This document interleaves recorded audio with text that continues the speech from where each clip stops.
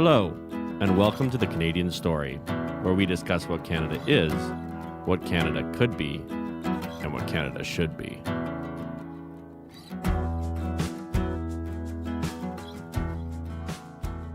Hello, everyone, and welcome back to the Canadian Story. Today, we are joined by Lindsay Coulter. Lindsay, welcome to the show.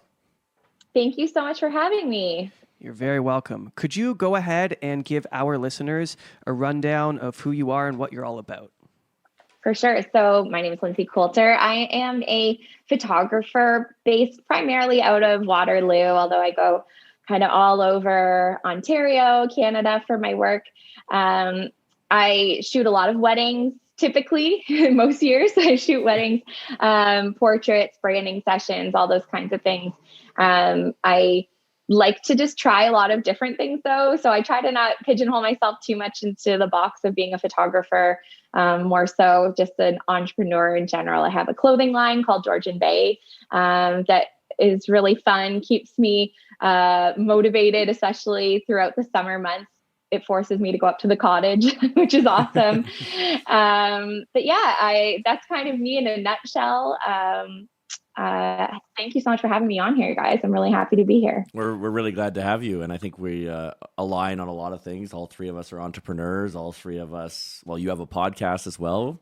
Yes, yeah. That's some common ground right there. So there's some common ground, and then I think we're all in agreement around this lockdown stuff. So why don't do you want to mention that before we go into the question we normally ask, which is what you love about Canada? But so you got engaged in trying to protect small business. Why do you care about small business so much, and how do you see the lockdown impacting that? Yeah, absolutely. So, I mean, as I mentioned, I'm a small business owner. I, like you guys and everybody else at the beginning of this pandemic, when we knew so little about what COVID was and how it was spread, we all 100% without question did our part and closed our businesses. We stayed home. Some of us even went above and beyond and closed businesses that weren't mandated to close down because we thought, well, I can do, I can pivot in some way and I will do my part. And in 2 weeks, this thing's going to be over. 2 weeks to flatten the curve, guys. Remember that? I remember that. We should put it on t-shirts, 2 weeks to flatten the curve. 14 months later. Yeah. Donate the funds to small businesses. So, as a small business owner, my business has been heavily impacted, just like many others. I obviously haven't been able to do very many weddings. Weddings and events are one of the most heavily impacted areas of all of these lockdowns, which makes sense. I'm not saying that's illogical and we should be having 300-person unmasked weddings happening. But as time went on, things reopened and closed. The rules and the restrictions around how the lockdowns were being implemented started making less sense to me. And I know a lot of other people. So when I started this petition, oh my gosh, I think it was a couple of months ago now already, almost 2 months ago now. I started this petition because the most recent lockdown restrictions at the time allowed for the mall to be open and forced basically every small business except for retail to be closed. So while, that was great for small local independent retailers to be able to be open at a 10% capacity, it also meant that you could walk through Yorkdale Mall with no restrictions, no regulations at all put in place. And, different from a year ago, we do have data now to show what the rate of transmission looks like in small businesses. We have data to show that personal care settings are responsible for almost zero transmissions, and they are responsible for 0 deaths across Canada. So we are looking at these numbers saying, okay, I'm on board. I believe COVID exists. I believe that it's important that we slow the transmission of it as much as possible and we save people's lives. I'm in full agreement of that. But if that's our goal, then why are we allowing the businesses that don't do contact tracing, that have no regulations, like malls, they've got like one security guard that's like popping around making sure people have a mask on. They're not doing contact tracing or anything. They're not even asking you for your temperature. those guys are allowed to be wide open, but my small business can't have one person in, even though I do contact tracing, I check people's temperatures, all those kinds of things. So it just kind of stopped making sense to me, along with apparently 110,000 other people. Yes. And that's how many have signed it so far. Yeah, so it's at 110,000, which is like mind blowing. COVID obviously brings out a lot of opinions from the furthest scales of the spectrum, and I respect them all. I think everybody is allowed to the right to their own opinion. As a business owner who just wants to work and who just wants to provide an income for my family, but I also still want to provide a safe place for my clients and for myself and for my team. I'm not looking to like defy laws. I'm just saying that the rules need to change. Yeah, you're saying the rules are bad and you need to make them better. Yeah, of course. And I've always been focused on what's equitable. So while I think that I could 100% have gotten away with doing a shoot in the park, and if a bylaw officer came up to me and said, hey, you're not supposed to be doing that, sure. Could I have blown some smoke and said it's a commercial shoot, I'm allowed to be doing it? Absolutely. But would a person of color have felt that comfortable? And if they're not comfortable, then the rules shouldn't be in place for anyone. It shouldn't just be, oh, well, you can skirt the rules, that's no problem. If you feel comfortable, it should be, the rules should affect everyone in the exact same way. So although it's interesting, my business, I've still been able to operate. I've still been able to run commercial photography. I have been able to pivot in some ways. This is why I did it as a small business as a whole. I don't think it's just photographers that have been impacted. I think it's personal care. I think it's personal trainers. It's gyms, places that are hospitality, trained. they're and musicians. Mm-hmm. Like they're not able. Like so many musicians rely on touring for their livelihoods. Or even the day before the lockdown, the beginning of this most recent lockdown started. I don't know if you guys remember. I mean, there's been 5,000 iterations of it. But at one point, Douglas said that Doug, he said that April 12th, they were going to allow outdoor dining. Right. So regardless of what zone you were in, even if we were in gray, which is technically what I thought a lockdown was, but no, we're in it's even worse. Something different. We're in something different. In a gray zone, they would allow for outdoor dining. So friends of mine own multiple restaurants in Waterloo, and they invested tens of thousands of dollars in new space. They actually went out and leased new space so that they could pivot and have outdoor dining. They bought hundreds of picnic tables, string lights, sea containers with bars in them, big projects, big projects that, I have no idea of their financial situation, but reasonably could have put them into a situation where they're borrowing money for that, because it's not like they've just been thriving over the past few months. Last year. So here they are thinking, we're going to put this money, out there and really hope that April 12th, we're just going to be slammed because people are going to be so excited that they can come out and do outdoor dining. And 2 days later, Doug says, no, that was a joke. I didn't mean that. I didn't say that. Never mind. Didn't mean that at all. And this is what I mean when I say that, small businesses are being unfairly targeted, because you would not do that if you were talking to Costco. You wouldn't say to Costco, by the way, next week, we're going to allow you to have, 25% more capacity. Go out and buy more produce, buy more products, get yourself in there. Because Costco would not stand for that. Costco would sue the province. They would say, okay, well, you told us in 2 days we could, or in, April 12th, we're going to have this reopen. So you order all this produce, you staff it more, you book people in, and then 2 days later, they tell you, no, just kidding. They would sue them. And there's a reason why small business owners are being unfairly targeted, because we unfortunately don't have lobbyists. The NBA is still allowed to play. The NHL is still allowed to play. It's not without COVID symptoms and COVID happening within those bubbles, right? It's just, they have lobbyists. And so I felt like, okay, how do we come together? There's the Canadian Federation for Independent Business. That's awesome. But it's just, it's not getting enough traction. It's like Dan Kelly, like one person plus his team working on this. And it's just way too big of an issue without the support of literally all of Ontario coming behind us. So, there's 440,000 small businesses in Ontario. That's no joke. That's a lot. Yeah. And I haven't seen the data recently, but I think that they said up to 60% of independent businesses in Ontario were at risk of bankruptcy. Mm-hmm. Like that was fairly recent. That was fairly recent, and that's a scary number. That's a lot of livelihoods. That's a lot of mortgages. That's like, I guess if we don't care about people's emotional and physical health, then do we care about the economy? Because like my small business supports the economy.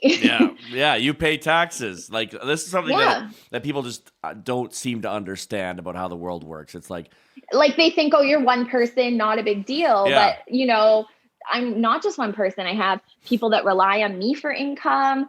It's a really like my business revenue now relies on a government handout. And that has never, ever been a thing. That's never been a thing that I've been open to, or it was never even a consideration.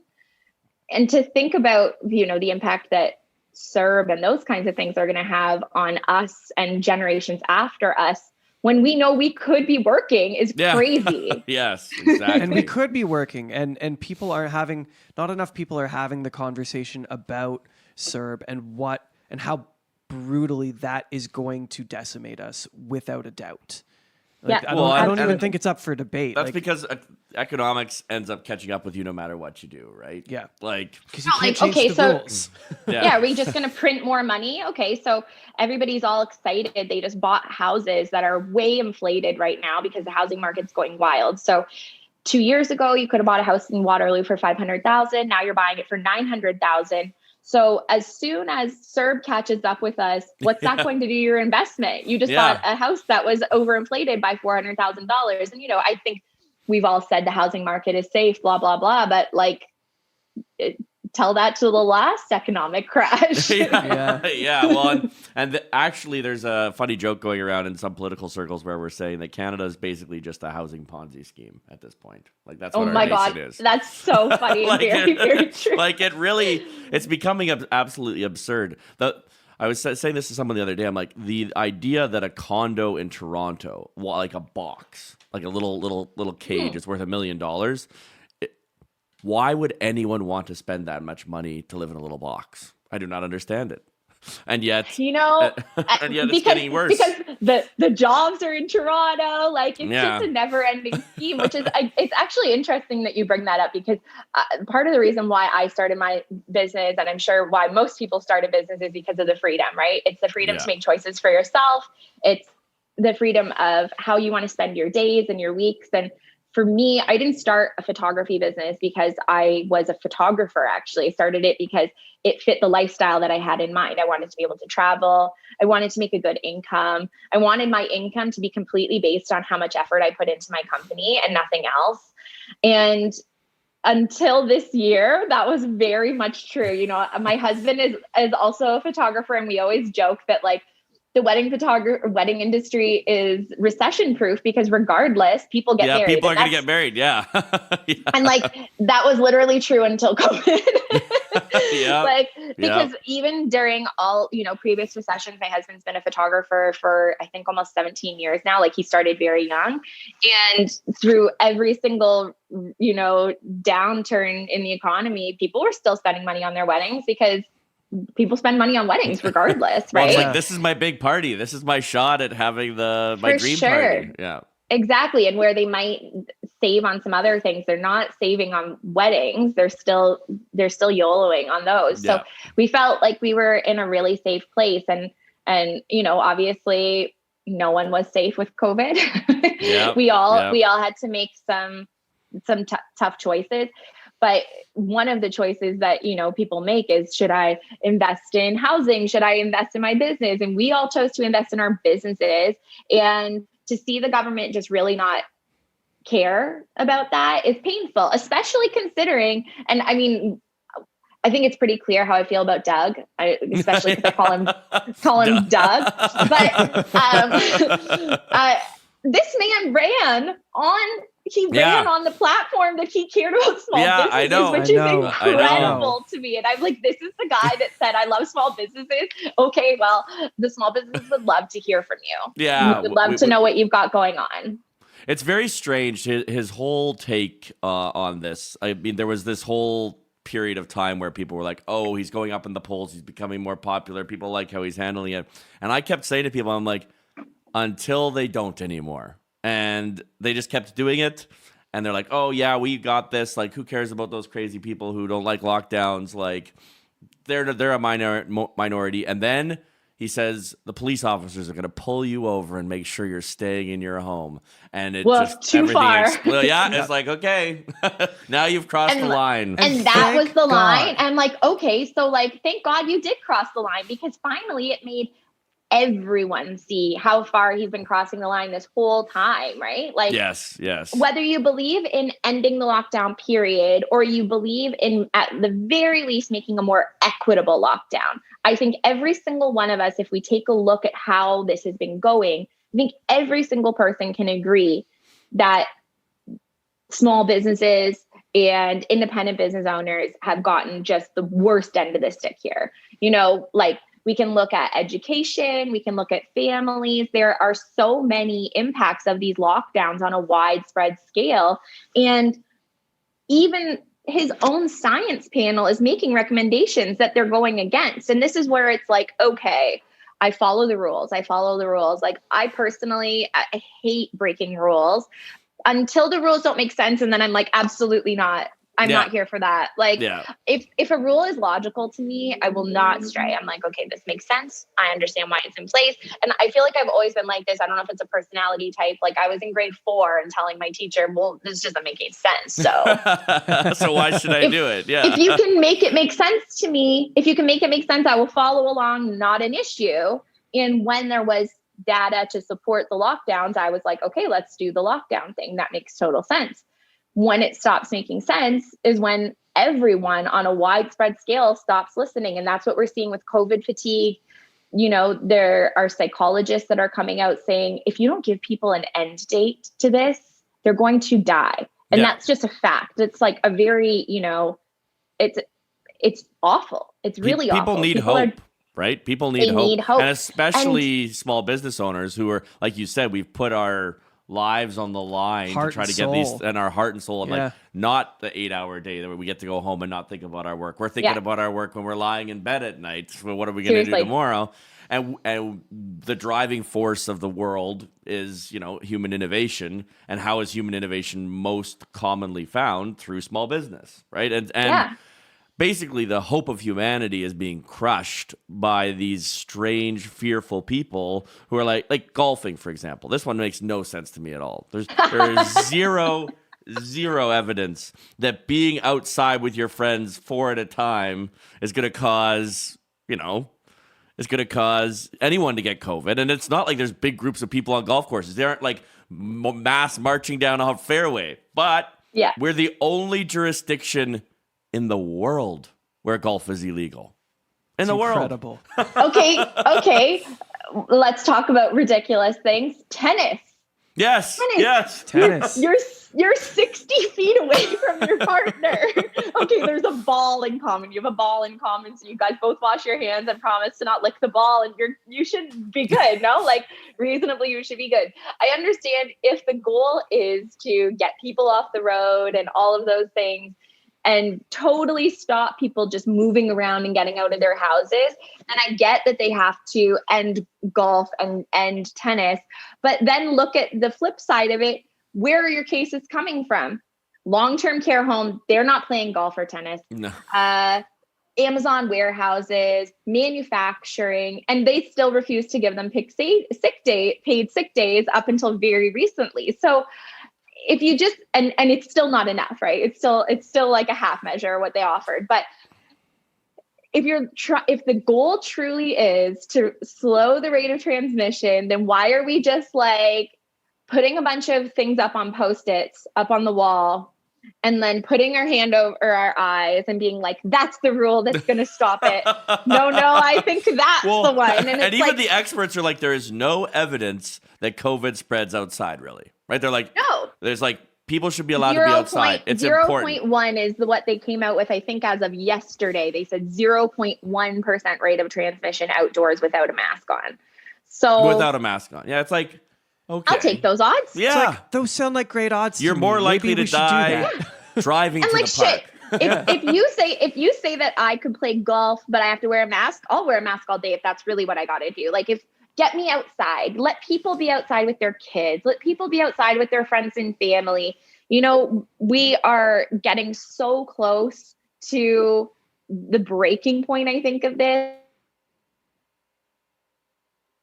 Am I frozen here? Oh, no. Okay, sorry. Yeah, it's very difficult as, Canadians, because we are so closely tied with the States, and we can see how they did things and how they rolled out, everything that they've been, they're reopening or just staying opening. Yep. And in the early days, they had a lot of deaths. So it's not to be insensitive to the fact that they had a lot of deaths, and it was really tragic to see that go down. And we were all kind of looking like, oh, this is a dumpster fire. I hope that doesn't happen to us. And now we're looking at them like, oh, so you guys just get to go to restaurants and go golfing and do whatever you want. You can go to Cabo for the weekend. And they have concerts in Texas now, like music concerts. Well, the Texas Rangers they opened their stadium to full capacity, no masks. Yeah. And they're like, yeah, we're fine. Yeah. That's totally fine. No big deal. And, we will see how it goes, right? We're in the middle of it right now. We'll see how it goes. I don't know. I'm sure that some people think it's reckless. Some people think it's not enough. We will see. I don't know. Still just a photographer, still not an epidemiologist. However, I think that seeing it is putting an emotional toll on us, because if you see them and you're like, okay, so you guys have had rapid tests that you could do at home anytime you want for the last 8 months. So you're telling me that restaurant workers have had rapid tests that they could do at home before they go into the restaurant, and that's just solving it. And Canada just rolled out a rapid testing pilot program in Waterloo a month ago. A pilot. Yeah. Why? And it's still not accessible to anyone. You know what? It's amazing. And I do want to talk about it actually briefly, because I am super happy about it. I don't know if you guys are even familiar with it. So it's called the Stay Safe Screening Program. And it is the first of its kind in Canada, as far as I know of.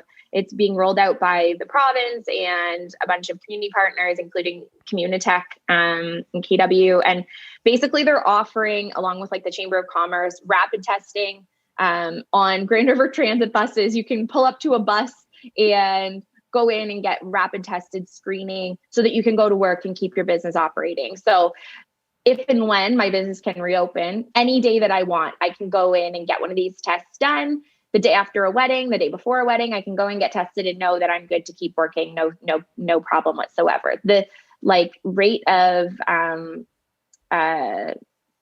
accuracy rate is 80%, and a PCR test, like the brain poker, is 90. So these are pretty good tests. Right. We should all probably, why don't we just all have these? Because they're expensive. So I can also get boxes for my own business, which is great. Why are these tests not just available to anyone and everyone? If we all did this, you'd be able to just open things, right? Yeah. Reasonably. Yeah. We could all do this. We could be doing this podcast in person right now because all three of us took a rapid test and we've got an 80% chance, an 80% chance that we don't have COVID. It would give you peace of mind to go to the cottage with your parents. It would give you peace of mind to see your grandma in a long-term care facility, which is awesome. They do have them there. Obviously, you have to do an actual test there. Yep. Yeah. But let's roll these things out more widespread. Let's not just do it for, a small select group of people, and not as a pilot. Let's roll these things out, Yeah. Why do you think it is that Canada is so behind on stuff like that compared to the United States? Man, I have absolutely no idea. I really don't. And I've been trying to figure it out because we're a developed country. We have lots of money. We're not living in a a country that is, as far as I know, completely corrupt. And like I was speaking to a friend who's a teacher in the UK, and she said, you guys are just getting rapid tests now. I take a rapid test before going into work every single day. She's been doing it for it for months. Can you imagine how great the teachers would have felt months ago if they were able to do that going into work? You know, the teachers were feeling so unsafe. They're unprotected. They're not able to get vaccines yet. They're feeling like they're out on a limb. They don't know what to do. They're being told to go into classrooms with these kids, and they're being completely unsupported by the province. And I don't have any clue. I think part of it is the way that our political system is built, that we have a federal government that's liberal and a provincial government that's conservative. And whenever shit hits the fan, they just point the finger at each other. It's like that, you know that Spider-Man meme? Yeah, the Spider-Man meme. Yeah, where everyone's they're all just pointing at each other. Spider-Man meme where they're pointing at each other. I edited that meme and I made it say like Justin and Dougie, and they're all just like, Yep. Yeah. No, it's your fault. It's your fault that you didn't get us more vaccines, and it's your fault that you didn't give your people paid sick days, and that's it. They're just pointing the finger at what's the current political thing people are mad at you for. I'm going to say it's that. What's the thing people are mad at you for? I'm going to say it's that. Just do the damn thing. Nobody gives a shit. Neither of you guys are getting voted back in, so let's call it a day. Quit I hope you're right. I do worry, and this is something that I've witnessed a lot, is people like us, we care because we see the direct impacts. But people who are collecting a government paycheck do not want the lockdown to end. And it's almost become, for that subsect of society, lockdowns have become a part of their identity. Supporting the lockdown has become part of their identity. Interesting. And I worry. Thankfully, I haven't met these people. I don't think I would like them. I don't think you'd be spending much time with them. I don't know them in person either. But when you're looking at the polling, it's like there's this rock solid group of people who probably their lives aren't very interesting, is my guess. Mm-hmm. They didn't hang out with people that much anyway. I mean, there's that old joke going around. It's like, oh, I've been social distancing for years. This is nothing. I'm like, yeah, that's fine. You can keep social distancing. You can be scared. No one's forcing you. When the lockdown ends, stay home. You don't have to come out. We're not here for you. But like the problem, of course, is in a democracy, everyone has a vote. Everyone has the potential to have their say. And so when you're polling, there's a lot of these people and that aren't being negatively. In fact, with CERB, there's a lot of people who've never had it this good. I was saying to someone, I mean, imagine you're a family of 4. You have 2 kids. You've been working regular jobs. Now you're getting $2,000 each a month for CERB, and then you're getting the increased child benefit of about like where it's like so. Some people are you're bringing okay in then, you're bringing in $6-7 a month. You've never seen that much money, right? And I think we just have created some really perverse incentives for people because we are the most locked down place in the world right now. And you know what I will say about this, as a small business owner, and I wonder, I'm going to ask you guys if you feel the same way. The less that I work, there's like a curve. If I'm at the very beginning, I'm like, this is kind of fine. That's fine.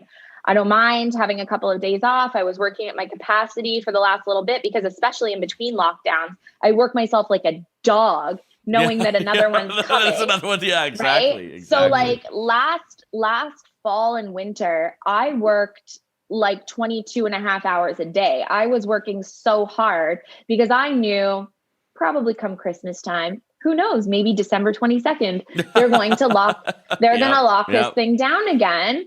And, you know, CERB, when you're running a business at a scale that lots of us are at, CERB's not doing shit for me. It doesn't mean it's a rounding error. It means nothing to me. Yeah. It's like, it literally is the same amount as the lease on one of the buildings that I lease. It's not enough. And, you know, and maybe I should have gotten into commercial real estate sooner. I didn't know, but you know, I understand that there's programs available.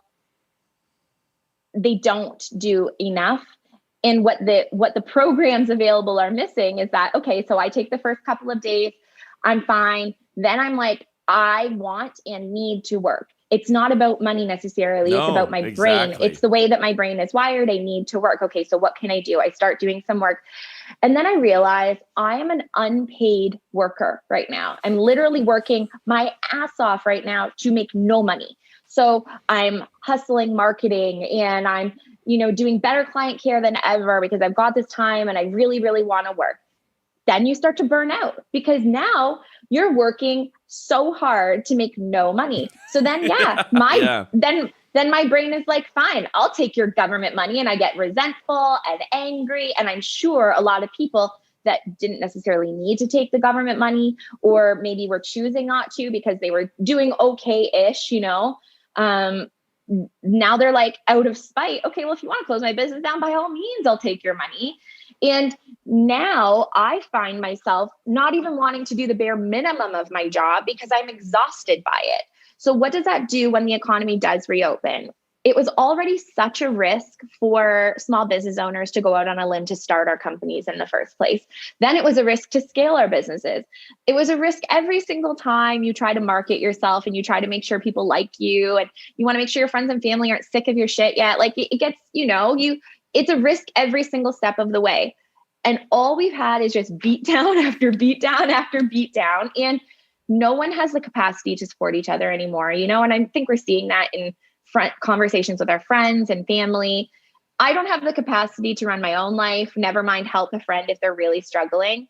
And that comes from a lack of exercise, a lack of sunshine, vitamin D. I can't afford to go see my naturopath as often because it's not paid for by the government because I'm not making any money. So things that I was doing preventatively before, now I'm no longer doing to take care of myself.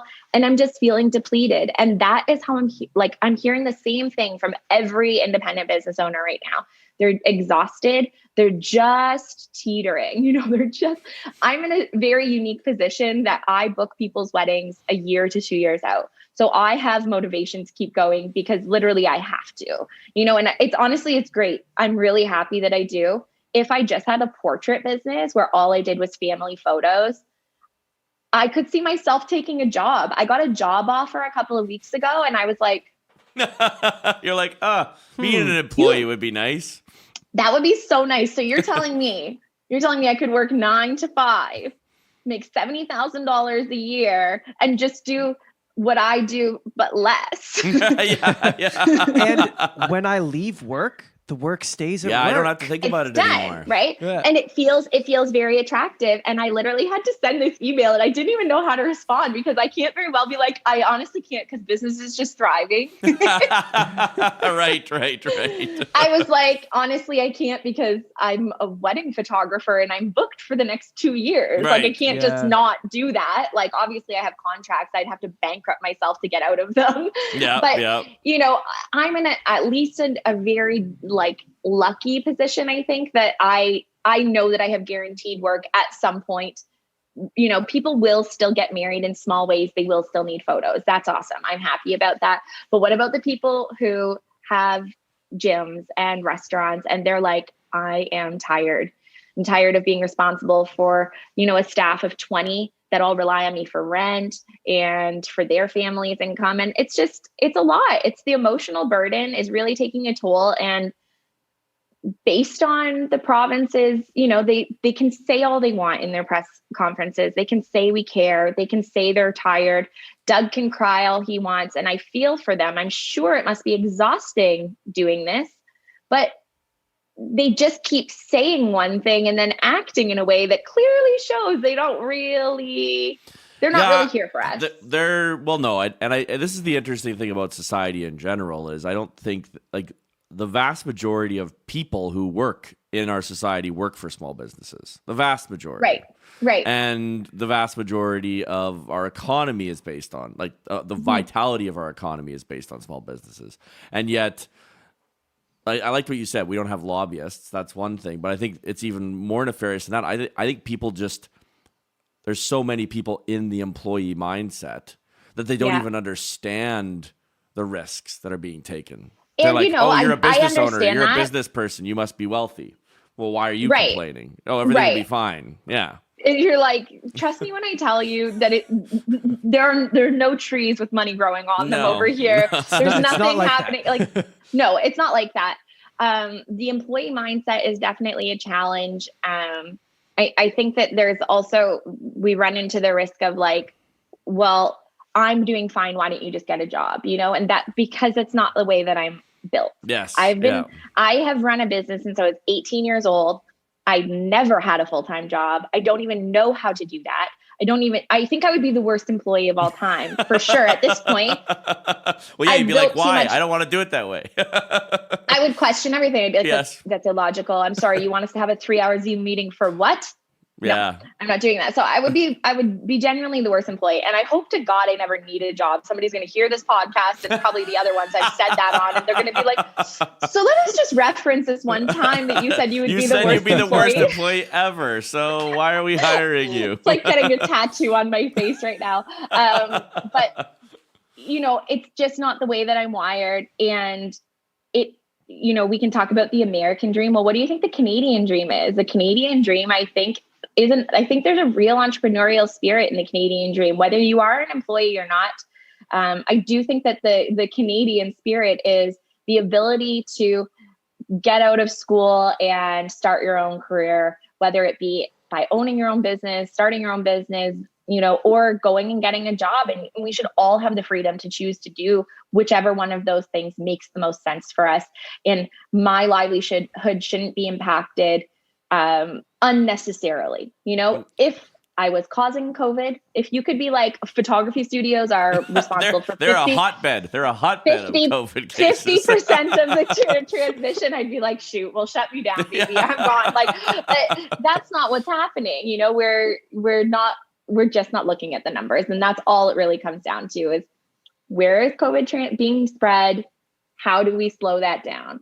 And it's not like we don't have the numbers to prove it. You have the States, you have the UK, we have we have Australia and New Zealand. We have lots of cases to show us how reopening safely works, how we can end lockdowns or adjust a reopening plan in some way that works and is safe for people from both a COVID standpoint, but also just a humanity standpoint. We can't just live in this COVID bubble and stop remembering that we're humans first and virus producers second. And that's one of the things. That's a great way to put it. That is a great way to put it. That's one of the things over this entire year and a bit now that has baffled me so much. You take the first lockdown, there was pretty much no one who wasn't on board. We were like, oh shit, this is scary. Uh-oh. There was no one was an anti-lockdown at the first. You'd be like, what?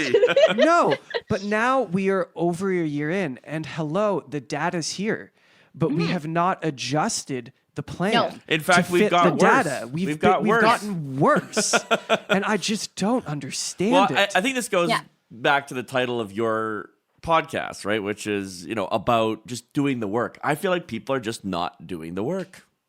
It's not how it feels. It genuinely does feel like when they go to work at the province, they put on their noise canceling headphones and somebody speaks to them and says, "Hey, bud, just want to give you this new information.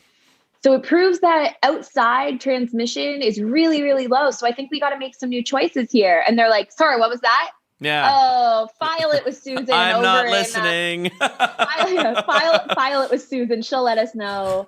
We're not adjusting rapidly enough. And in some areas we are. Sure. Some areas they're taking information that we're getting and making decisions based on those, right? And, that's why they decided that they needed to close down in-person schooling, because they realized, oh, actually, there is kind of a lot of transmission here. Okay, make decisions that make sense. Stop making decisions based on terror and the unknown, because it's not the unknown anymore. Now it's the known. We have all of this information. The data is here.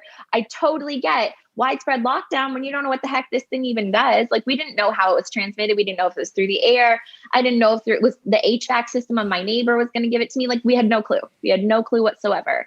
Now, it's super minimal. I was recently in the emergency department.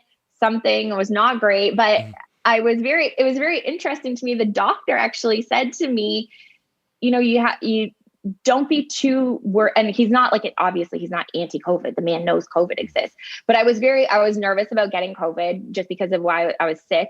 And he said, well, let me put it this way. In the ER department, we've had one doctor in all of this hospital get sick with COVID, and it wasn't from work. It was from outside. In the hospital. In the hospital, because masks work, because washing your hands work. These are things we should have been doing forever. You know what I mean? Like, I usually travel a lot for my work. I go to Asia fairly often. Cool. Like, Japan is amazing. Japan is one of my favorite places on the planet. The most polite and most considerate people I have ever met as a whole, I would say. So if you go to Tokyo, it's illegal to spit on the street. It's illegal to chew gum on the street. Singapore's the same way.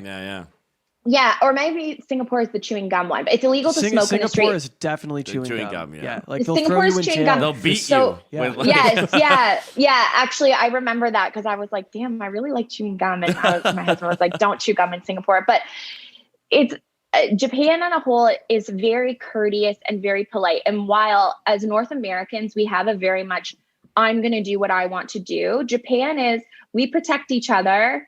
We look out for each other. And I do wish that North Americans would adopt a bit more of this. If we had, on a whole, I care about you and your well-being as our mindset, as of course my own, that's inherent. I can't turn that off. I'm going to care about myself. Obviously, I'm going to care about my own health and well-being. But in Japan, there's no spitting on the street. First of all, it's just gross. There's no smoking on the street. They have little like boxes you have to go in to smoke cigarettes because it's impolite to blow smoke into somebody's face. That's so lovely. I think that's really nice. But the other thing that they do is they wear masks. They've worn masks for years. And when I spoke to a person in Japan about why they wear masks so widespread, he said, oh, if I have allergies or if I have a cold, I'll wear it just so that I don't get other people sick. And I'm like, logic.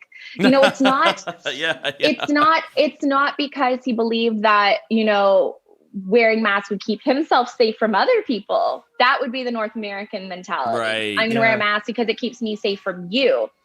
I'm going to wear it because I've got some symptoms and I'm just not feeling great. So if we all adopted that mentality of instead of every man for himself, it's the good of my community. I go and get a rapid test every time that I want to work because I want to make sure my clients are safe and I want to make sure that everybody else is safe. I know I don't have COVID. I feel pretty good. I feel pretty safe. I actually did have COVID last year, so I know how it would impact me. And I feel like, okay, I would be fine if that were to happen again. It was not awesome. And I'm not by any means saying like, let me get that a second time. I do not want. But I know that I would be devastated if I gave that to someone else. So if we all kind of adopted this mentality of, I want to keep my community safe. I want to keep small business doors open. How do we best do that? How do we go about our lives in a way that every choice that we make helps somebody else in some way? So if that means putting a mask on, even if it's not for you, you put the freaking mask on. It's not oppression. That's just like, I think, common decency. If there are things that science has told us that they work, then let's do those things. That sounds great. If you're completely against it, you do you. That's a choice that you get to make. That's the joy of living in Canada. You can say you think your government sucks, and nothing bad will happen to you. Yeah. No one's listening in and coming and knocking down my door at my house right now. I'm allowed to say and do what I think makes sense for the good of me and for my community. And I think that's really where we need to be at. I wish politicians thought that way. I wish that the people in positions of power thought that way. But until they do, we have to keep speaking up about these things. So, yes, exactly. To come back to the petition, and I do think that we have more power as individuals than we realize. We do not have to be politicians in order to have our voices heard. Podcasts and speaking of it on social media, those things matter. They make a huge difference. And I've had people say you should run for like member of parliament. And I'm like, why? So I can't say anything that I believe in? So that the people who voted me in get to choose what I believe in? I don't think so. We have too many nuanced beliefs for me to ever want to join a political party because maybe I like this idea from the Conservatives and I like this idea from the NDPs and this idea from the Green Party and Liberals and all over the place. I'm not going to sign myself up to be like, you know what I want to do? Just listen to whatever Douglas says. Like, no. But this is the problem with politicians. They're so fearful of not getting voted back in that they can't make a decision to save their freaking lives. You're 100. They're timid. Yeah, people. Right now it doesn't even feel like the province is even like, stand firmly in your decision. If you believe in lockdowns, make it a damn lockdown. Don't make it a lockdown for some people and not for others. Oh, well, but these people are essential. And this also feels a little essential, doesn't it? Oh, I think that's essential. Like, make it a lockdown, make it a full lockdown like it worked for Australia. If they had committed in the first place and they had done the damn thing and they weren't like, well, but this also feels a little essential, doesn't it? Oh, they're going to be mad. If we don't do that, those people won't vote for us. Like, they're never committing to one side or the other. So on this hand, they're pandering to the people that are lobbying to them. And on this hand, they're pandering to science. And this one, they're like, okay, but the teachers union is really powerful and they're going to be pissed. And then the nurses union, they're really powerful and they're going to be pissed. And they're all listening to too many people. They're not leading. That will, exactly. They're not leading. They're just consulting. Listen to them and then make a freaking decision. We would all be more open to trusting them if we were like, I don't agree with it, but like, let's see. It's at least maybe it'll work. Maybe it'll work. Exactly. You're at least making a committed decision, but I think it comes down to the Liberals and the Conservatives fighting against each other right now in this province, and NDP is making some big moves. It seems like Jagmeet Singh is like making some very big moves lately. So they're all just fighting and fighting and fighting with each other, and nobody's doing anything. And it's really crazy. Like, if you've ever read or watched any documentaries on pandemics, it's really nuts. Actually, last January, my husband was making a travel show, and he's a photographer and videographer, and he has a YouTube channel, and he made this travel show where he traveled around the world with Nikon. And so he was traveling to a bunch of different countries, and I was like, hearing about coronavirus. At the time, we fondly called it coronavirus, and what it was looking like in Asia. And they had been in Asia. I met them in Hawaii, and then they were going to Cuba, Miami, like a bunch of different places I wasn't going. When I come home from Hawaii, I decide I'm going to watch this movie. I believe it was called Pandemic. It was a documentary, and it had nothing to do with coronavirus. I was just intrigued by it just because it seemed timely. Yeah. It seemed timely with what was going on at the time. I think it was just in China. I don't even think it had spread to Italy yet. Well, I'm sure it had, but we weren't hearing about it every single day like we are now. But I think it was just China at that point. And I watched this pandemic documentary, and it's epidemiologists and politicians. And basically what every single person said was, the most important thing that politicians and political leaders can do in a pandemic is give clear, truthful, and unbiased information to people. And be honest about what you are missing and what you are lacking in information, because things will be lacking and things will evolve, but you have to be honest and you have to make sure people trust you. And as soon as people lose trust in you, it's going to be on fire. And when you look at how the states rolled out their pandemic response, people did not trust their leadership. So it was a mess, people were fighting with each other. It was so divided because there was no clear, information. Doctors were coming out with suggestions, and Trump was like, what we should do? Drink bleach, crazy. Like without any facts. People lost faith and people lost their trust in him. And so then eventually, if you ever do come out and say, oh, well, we have to do a lockdown, well, nobody listens to you, right? And it's interesting, in Canada, everybody started trusting our politicians. Like, I don't know how about you guys, but I actually started having some faith in our provincial government. I was like, damn, I didn't vote for these guys, but he seems to be doing okay. He's coming out with facts He's not embellishing things. He wasn't doing fear-based tactics at this point. He wasn't trying to do the or at least I didn't feel like he was doing these grandiose gestures. It was just, let's stay home. Let's do what we can. This is going to be fine. And over time, we all start losing faith in this system because now you're giving unclear rules. Yeah, exactly.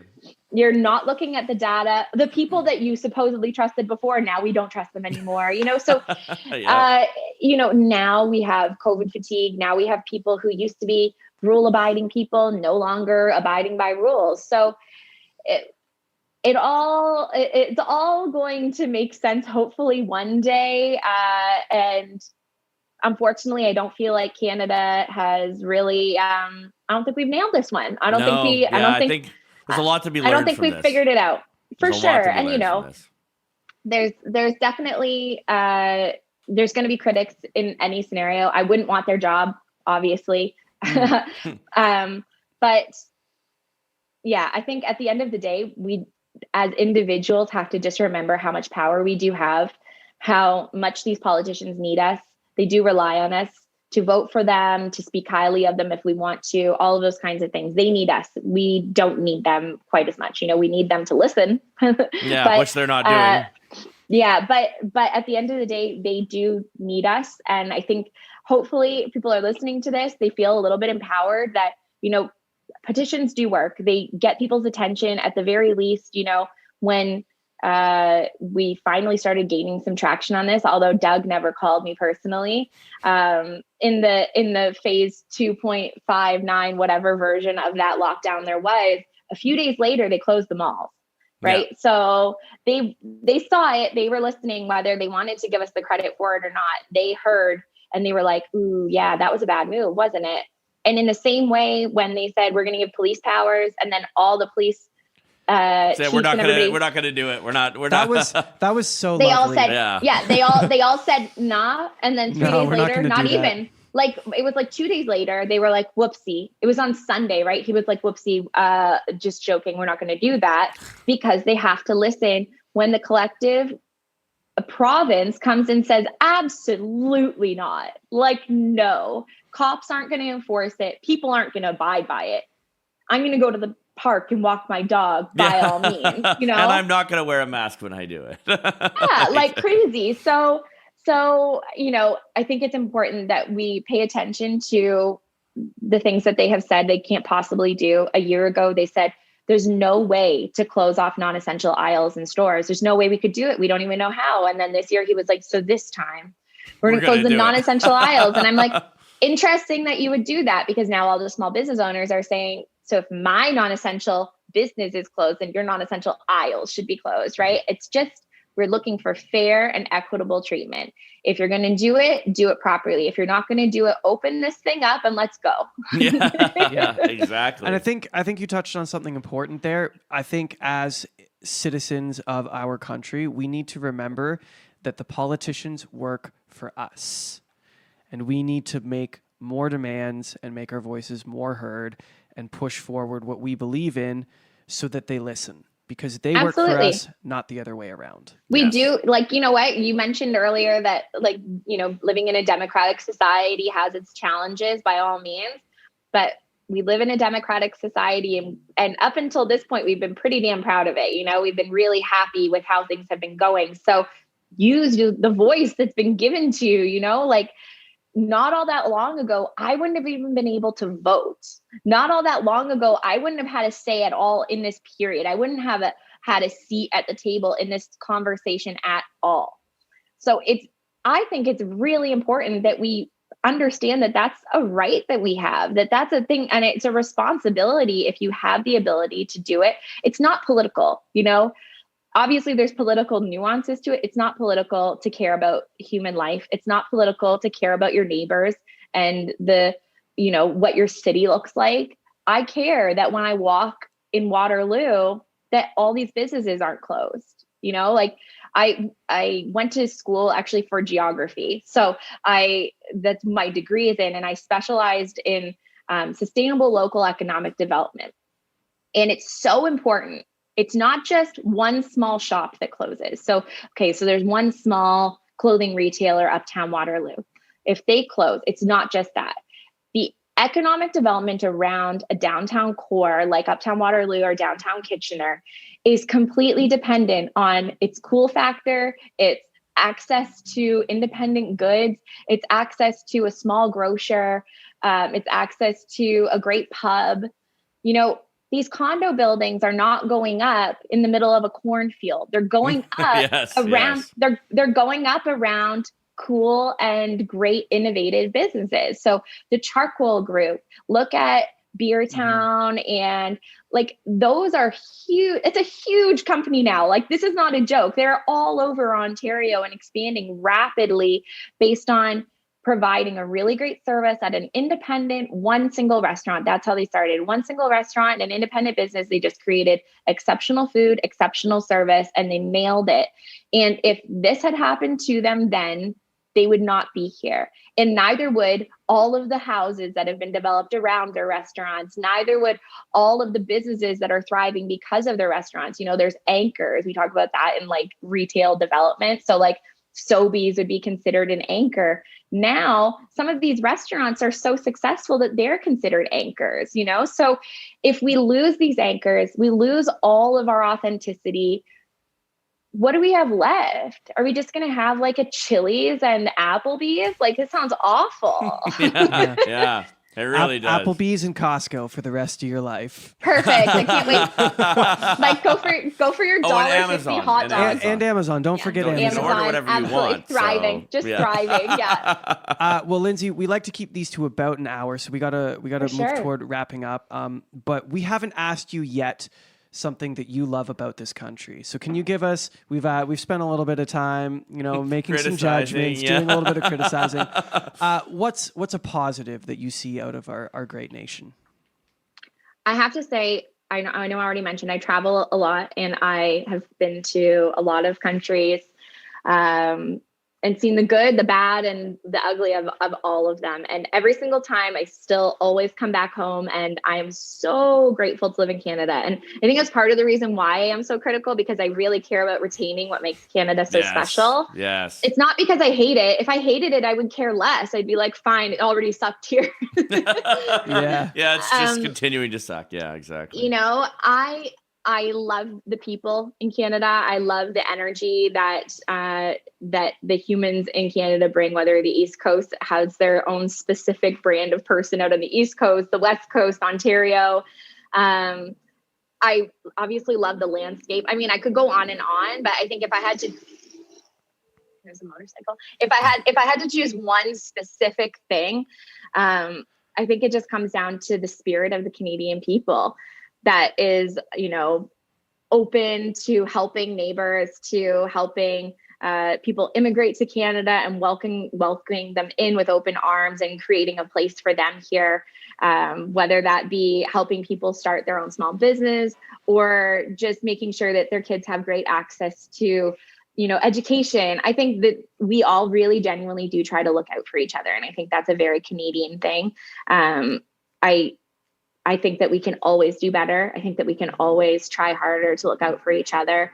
But I think it's very Canadian to have each other's backs. And hopefully that continues. I think COVID has weakened and made us stronger in some of those areas. And, you know, I think that for those of us that have the capacity, we just have to keep going. We just have to keep making sure that people are well taken care of and that we're safe, healthy, and hopefully happy and thriving one day again soon. Absolutely. Man. Thank you very much. It's been a great, I can definitely tell you're a podcaster because you have no problem articulating. Some times when people aren't used to the microphone, right, they can't articulate as well, but I can definitely tell that you're used to this. I talk a lot for all of my businesses. Yeah. That's good. It's good. I love it. One last thing before we let you go. Where can people find you and your businesses online, and where can people find your petition? For sure. So if you find me on Instagram, that's kind of the main hub for everything, for everybody to reach me. So I'm at L Coulter Photo, Coulter photo on Instagram. On there, you can find links to the petition, to my wedding photography, family photography, all of that kind of work, as well as links to my podcast and to Georgian Bay, my clothing company. So obviously very Canadian. if you love Georgian Bay or cottaging or just the Ontario summer kind of season, Georgian Bay is just like a fun little cottage camping clothing line. I love that. I have a friend who has a cottage property on Georgian Bay, and it is just perfect. It's heaven. Honestly, it's absolute heaven. It's the one bright spot in all of this COVID mess is that it feels like COVID doesn't exist in the cottage country. Right. Yep. You get out on the water and you can just stop talking about all this stuff and just be yourself and live your life. Jump in the lake. That's all we need to do. Yeah. That's all we want. Give us our lives back. Just give me a lake. I need a paddleboard and a lake and I'm good. That's all I need. That's all I need. There we go. Well, here's to getting Here's to getting it. Exactly. Thank you so much, Lindsay. Thanks, Lindsay. Thank you, guys. Thank you for listening to The Canadian Story. You can find us on Instagram and Twitter at The CAD Story. That's The CAD Story. If you enjoy this podcast, please share it with your friends and family. Let's work together to remind Canadians how great their country is.